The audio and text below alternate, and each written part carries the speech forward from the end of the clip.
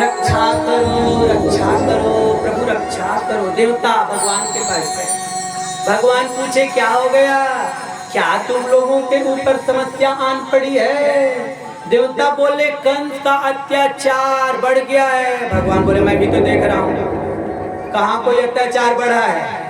उनका भांजा हुआ है वे पहले नंबर का, छठी मारने की तैयारी कर रहा है। क्या बात करते देवता लोग? तो प्रभु आप नहीं जाओगे? कह जाएंगे। तब कब जाओगे? उनका पाप अति बढ़ जाएगा तब जाएंगे। कह कब बढ़ेगा? कह अब बढ़ने वाला है। बस इधर नारद जी पहुंच गए। नारद जी आए मथुरा में कंस के पास, पूछे कहे कंस क्या हाल चाल? कहे कुछ नहीं, भांजा हुआ है, अब उसी की खुशी में हम खुशी मनाने के लिए हैं। कहे कौन सा नंबर का? बोले पहला नंबर का। नारद जी 8 लकीर खींच दिए और बोले चल पहला कौन है? कंस गिनती लगा ले। कंस गिनती लगाया, इधर से 1 2 3 4 5 6 7। और नारद जी बोल दिए मैं इधर से लगा दूं तो लकीर की क्या है? क्या बोलते हो नारद जी? क्या देवता चालाक होते हैं, वो चाहे ना तो 1 को 8 बोल देंगे और 8 को 1 बोल देंगे। बोल कंस की मति मारी गई कि यही 8वां नंबर का होगा तो यही मार डालेगा मेरे को, तो मैं नहीं छोड़ूंगा उनको। बस उस बालक को लाया कंस, दोनों पैर को पकड़ा, जोरदार पटा।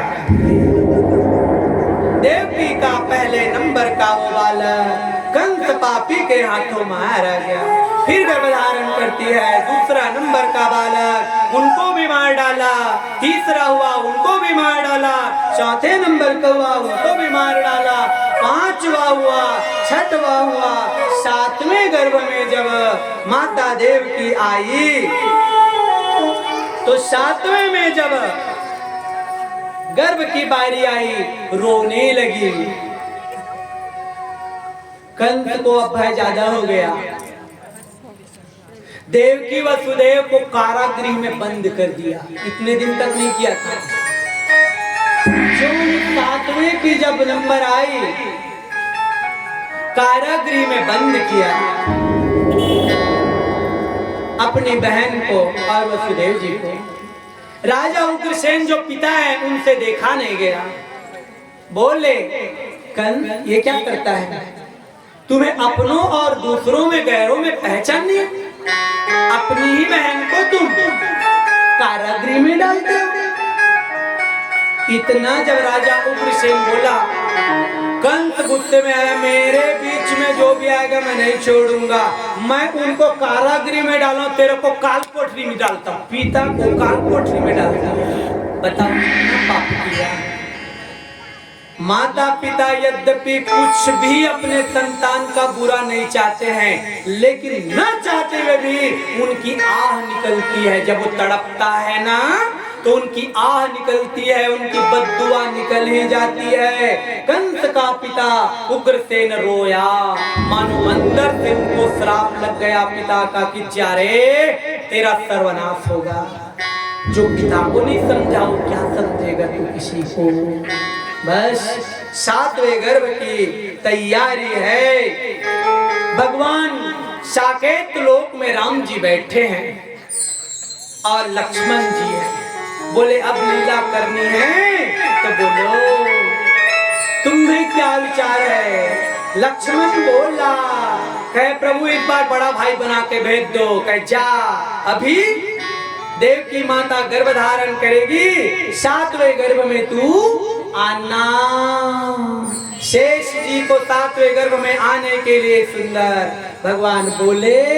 और इधर देव की माता गर्भ धारण करती है, 7वें गर्भ में शेष जी आए। रोहिणी माता जो वसुदेव जी की और पत्नी है वो भी गर्भ धारण करती है और वो डर के मारे रातों रात चली जाती है गोकुल। कंस का भय उनको भी है। आखिर में समय बीतने जा रहा है। देवकी का अब 7वां गर्भ का 7वां महीना हुआ। भगवान योग माया को याद किए। योग माया भगवान के पास आई हाथ जोड़ी हुई। भगवान बोले गच्छ देवी व्रजम भद्रे गोप गोपीर लंकृतम देवख्या जठिर गर्भम शेषाख्यम धाम मामकम। भगवान बोले देवी कल्याणी योग माया व्रज में जाओ। बोले कि देवकी के गर्भ में जो 8वां बालक जो 7वां बालक पल रहा है उनको कर्षण करो और 7वें बालक को रोहिणी के गर्भ में मिलाओ। तुरंत योग माया गर्भ कर्षण करती है और माता रोहिणी के गर्भ में देवकी के 7वें बालक को पहुंचा देती है। इधर देवकी को भी पता नहीं चल पाया, वो भी रो रही है कि मेरे 7वां बेटा कहाँ गया। कंस समझा कि देवकी का गर्भपात हो गया, ठहाका मार करके हंसने लगा। मेरा 7वां भांजा तो 1 नंबर का समझदार निकला, मारना ही नहीं पड़ा। कंस खुशी मना रहा है और देवता लोग बड़े बोले अरे मूर्ख। हंस के देवता लोग बोल रहे हैं वो 7वां मरा नहीं है, उनका ट्रांसफर हो गया है और जब प्रमोशन लेके आएगा तो तेरा अंतिम समय वही होगा। समय काल बीत रहा है, देवकी के 7वां गर्भ अब समय पूरा हुआ। अब घड़ी आ गई जब अब माता रोहिणी के गर्भ से जन्म लेने वाले हैं। भादो कृष्ण पक्ष षष्ठी तिथि जिनको हम कहते हैं छठ, कमर छठ, रोहिणी माता के गर्भ से बलदेव जी का जन्म होता है। प्रेम से बोलो कृष्णाग्रज बलदेव भैया की।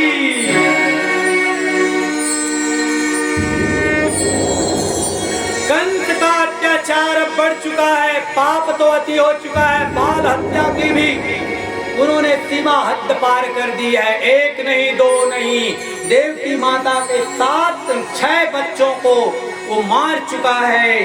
अब 8वीं की बारी, एक तो चला गया। कंस को अब एकदम भय ज्यादा हो गया क्योंकि अंतिम 8वीं संतान ही मेरी काल होगी। पहरेदारी बढ़ा दिए। देवकी वसुदेव को अभी तक के कारागृह में रखे थे, अब बांध दिया, जंजीरों से बांध दिया। अब हर तरफ पहरेदारी दुगुनी चौगुनी कर दिए कि 8वीं संतान ही अब मेरे काल के रूप में आने वाले हैं, तो उनको मैं बचाऊंगा नहीं। देवकी माता आज पुनः गर्भ के योग्य सुंदर अपने स्वस्थ शरीर को प्राप्त करती है और गर्भ अवस्था में आती है। जब गर्भ अवस्था में आई तो सुंदर भगवान अब उनको गर्भ का लक्षण दिखाए। जो ही गर्भ के लक्षण नजर आए सब देवता लोग अब पुकार रहे हैं दया निधि अब तो लो अवतार, दया निधि अब तो लो अवतार।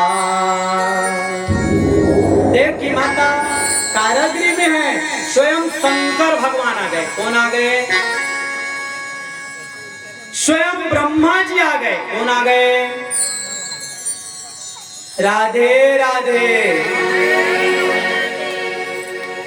शंकर भगवान, ब्रह्मा जी, सब देवता लोग कारागृह में आ गए। क्यों आ गए? जहां हमारे कन्हैया है ना, उनके पीछे सब जाते हैं। आए नहीं है भगवान अभी अवतार लेके, देवता सब कारागृह में आ गए और भगवान शंकर, भगवान ब्रह्मा जी स्तुति करा रहे हैं। स्तुति करो देवकी माता के गर्भ की। कितनी महान है वो माता जिनके गर्भ में परमात्मा विराजे हैं और देवता उनकी स्तुति कर रहे हैं। सत्यव्रतम सत्य परम त्रिसत्यम सत्यस्य योनिं निहितं च सत्ये सत्यस्य सत्यमृत सत्यनेत्रम् सत्यात्मकं त्वां शरणं प्रपन्ना। प्रभु आप सत्य रूप हो, आप सत्य बोलते हो और आप सत्य करते हो, सब में आप अंतर्यामी सत्य समाये हुए हो।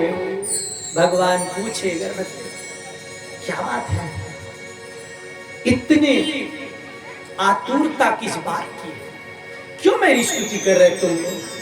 सब देवता बोले भारम भुवोहर यदुत्तम वंदनम ते। भूमि का भार हरण करो प्रभु, अवतार लो जल्दी प्रभु प्रकट होइए, जन्म लीजिए।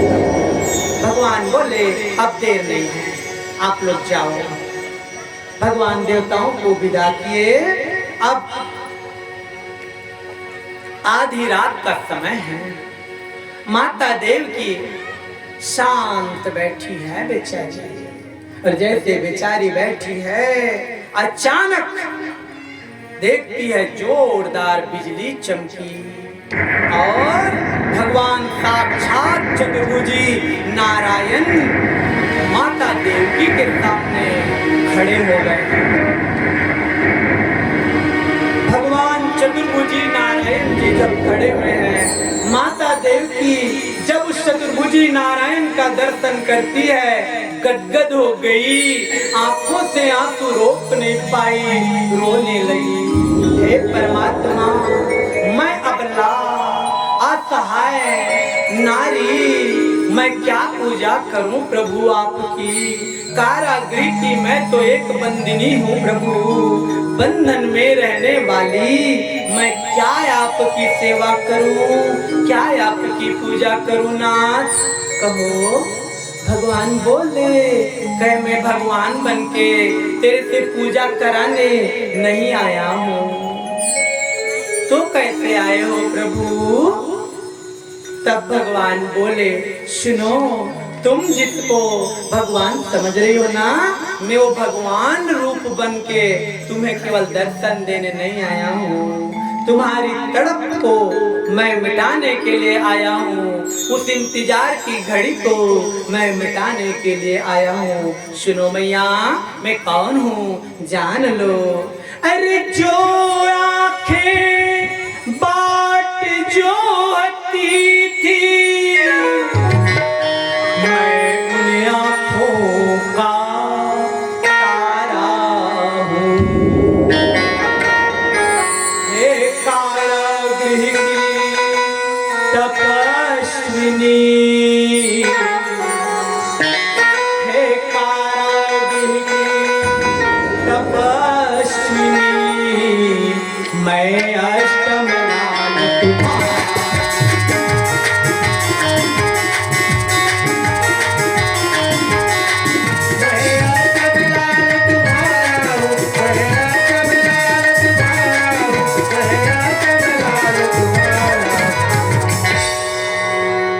माँ, मैं ही तो तुम्हारा 8वां बेटा बनने के लिए आया हूँ।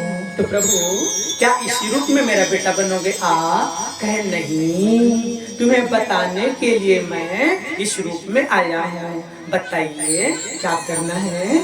तो बोले मैया, मेरे प्रकट होने के पहले, जन्म लेने के पहले एक दिव्य सूप प्रकट होंगे, वैदुर्यमणि के सूप प्रकट होंगे, और जब मैं जन्म लूंगा उसी सूप में मुझे लेटा देना मैया।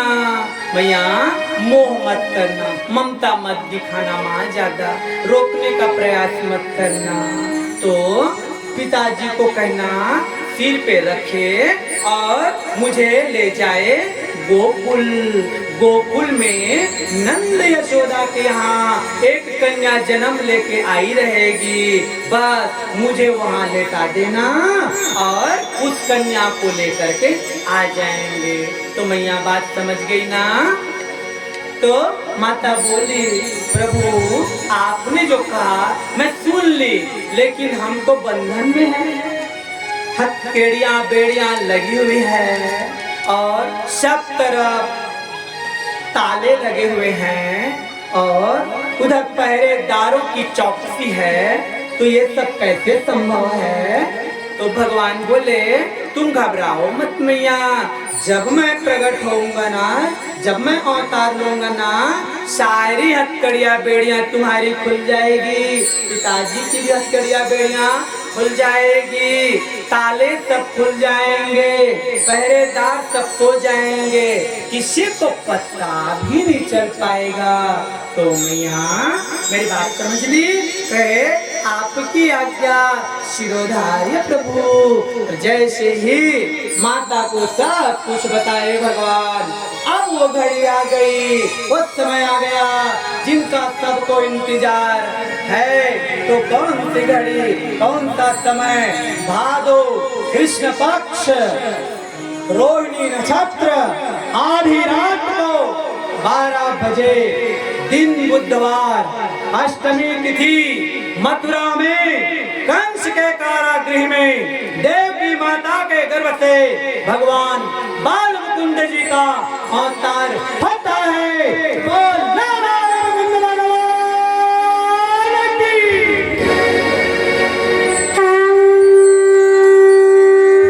के हिला के बैठा दिया हो। देव की माता लेटाई सूप में और विदा कर देती है। वसुदेव जी जब लेकर के निकले महल के बाहर, बारिश हो रही है, बिजली चमक रही है, डर गए वसुदेव जी। कितनी आवाज, बादल की गर्जना और बारिश और नन्हा सा मेरा छाना, मैं लेके जाऊं तो कैसे जाऊं? बारिश में ये भीगेगा, क्या होगा इनका? भगवान जान गए, ऐसे करके पिताजी तो पूरी रात बिता देंगे। तो तुरंत शेषनाग को याद किया, अरे जल्दी आ, लीला रुक रही है।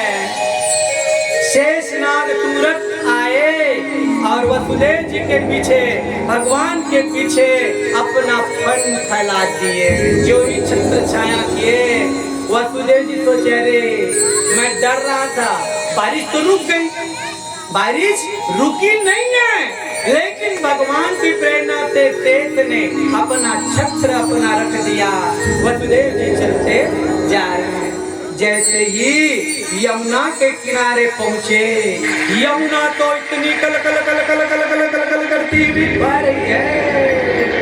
वसुदेव जी डर गए, मैं कैसे की उतरूं पार यमुना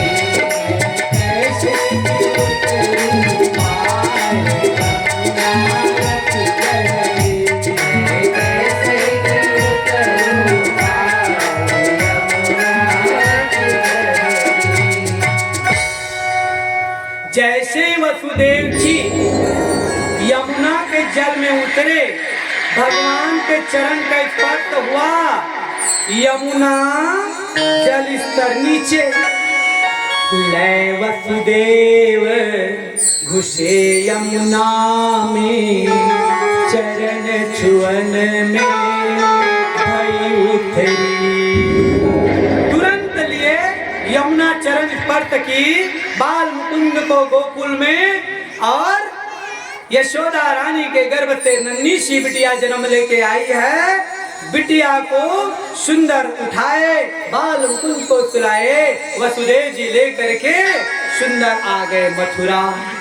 मथुरा में जैसे आए और उस नन्ही सी कन्या को देव की माता के गोदी में दिए, इधर कंस को पता चला। अब वो पता चले तो दौड़ करके आए, देवकी का 8वां लाल जन्म ले लिया है। जैसे उसको मारने के लिए उठाए, वो तो कन्या है। कहे बहन ये तो बेटी है, ये क्या हो गया? कहे भैया जो भाग में था वही, उनको पता नहीं चला तो उनको छोड़ दिया। जैसे ही छोड़ा नारद जी फिर आए, कंस क्या चल रहा है? कहे ये तो बेटी भी है, कन्या है। कहे कंस काल का कोई रूप नहीं होता है, तेरे को मारने के लिए यही कन्या अगर बन गई लाल तब कंस की मति फिर मारी गई। कन्या को ही मारने के लिए दोनों चरणों को पकड़ लिया उनका। जैसे धरती में पटकने वाला था, कन्या हाथ से छुड़ी, अष्टभुजी महारानी जगदम्बा के रूप में वहां आकाश में प्रकट हो गई। तू मुझे क्या मारेगा? तेरा मारने वाला तो ब्रजमंडल में चला गया है। और वो अष्टभुजी महारानी जाकर के विंध्याचल पर्वत में विराजमान हो गई, और विंध्याचल वासिनी देवी के रूप में आज भी सुंदर पूजा प्राप्त करती है। भक्तों के द्वारा उनका मान होता है। तो कौन है विंध्याचल देवी? नंद गोप गृह जाता, यशोदा गर्भ संभवा, ततस्थौ नातरिक्ष्यामि विंध्याचल निवासिनी। नंद यशोदा के यहाँ जन्म ली हुई कन्या विंध्याचल देवी के रूप में सुंदर पर्वत पे विराजमान हुई। अब आइए गोकुल में। गोकुल में क्या हुआ? 4 बजे बिमसारा का समय है। नंद बाबा गायों के दर्शन के लिए गए हैं, गायों को चारा दे रहे हैं, और इधर यशोदा जब अचानक करवट बदलती है तो पता चले कि उनको बच्चा हुआ है। तुरंत आवाज लगाई, अरे दौड़ो दौड़ो, मुझ माँ को पता नहीं है मेरी कोख से एक बालक का जन्म हुआ है। दौड़ के आई और दासियां जब देखी, गोपियां जब देखी, कहे यशोदा रानी तेरा तो लल्ला हुआ है। कहे लल्ला हुआ है? तुरंत समाचार दो नंद जी को। नंद जी गायों की सेवा कर रहे थे, जाके बताए नंद जी लाला भयो, लाला भयो। नंद जी खुश हो गए, गौ माता मैंने तुम्हारी जो सेवा की आज ही मुझे उनका फल तुमने दे दिया। दौड़ के आए, आ करके देखे लल्ला को, जोरदार आवाज लगाए। नंद यशोदा इतने खुश हो गए, अरे आओ रे गोकुल वासियों, दौड़ो दौड़ो, हमारे बुढ़ापे का सहारा, हमारी गोकुल की खुशियाँ, हमारा लाला आया है। आओ खूब झूमे, खूब नाचे, खूब मस्त आनंद मनाए। आज नंद बाबा के यहाँ दूध, दही, मक्खन और तरह तरह के सुंदर बौछार होने लगे हैं। माने हल्ला हल्ला हल्ला। कहाँ हल्ला? सारे मोहल्ले में हल्ला हो गया, सारे मोहल्ले में हल्ला हो गया, सारे मोहल्ले में हल्ला हो गया। मैया यशोदा को, मैया यशोदा को, मैया मैया यशोदा को ललहुआ